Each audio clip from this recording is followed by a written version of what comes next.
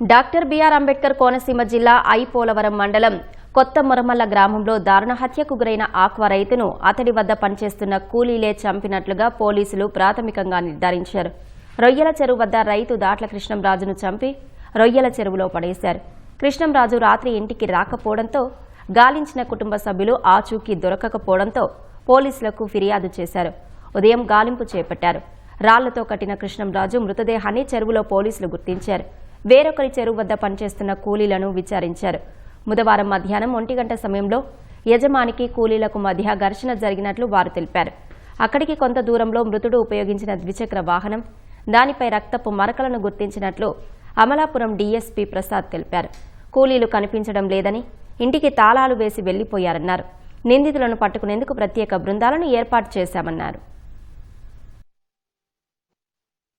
బలమైన అనుమానం ఆ పనివారం మీద ఉంది. వారు విశాఖ రూరల్ ఏరియా అయినటువంటి కొయ్యూరు నుంచి వచ్చి ఇక్కడ పనిలో చేరినట్టుగా తెలిసింది. వారిని మేము పట్టుకునే పనిలో ఉన్నాము. మర్డరు అలాగే శవాన్ని కనబడకుండా చేసే ప్రయత్నం చేయటం, సాక్ష్యాన్ని తారుమారు చేయటం అనే ఈ సెక్షన్ల కింద ఎఫ్ఐఆర్ వేయటం జరిగింది.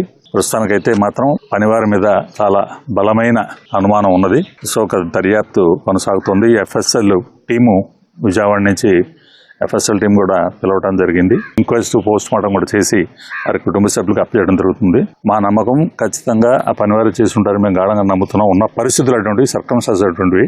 ముద్దాయిలు దొరకంగానే మేము వెంటనే వారిని అరెస్ట్ చేసి రిమాండ్ పంపిస్తాం. మనం రాడ్ ఉపయోగించారని మనకి బైక్ ఇక్కడ నియర్ బై చెట్టు కింద పెట్టుందని చెప్పారు. దగ్గరలో ఉన్న చెట్టు కింద పెట్టుందని. దాని మీద కూడా బ్లడ్ స్టెయిన్ ఉన్నాయని మాకు కొంత అనుమానం ఉంది. అది ఎఫ్ఎస్ఎల్ వాళ్ళు వచ్చి చెక్ చేస్తారు.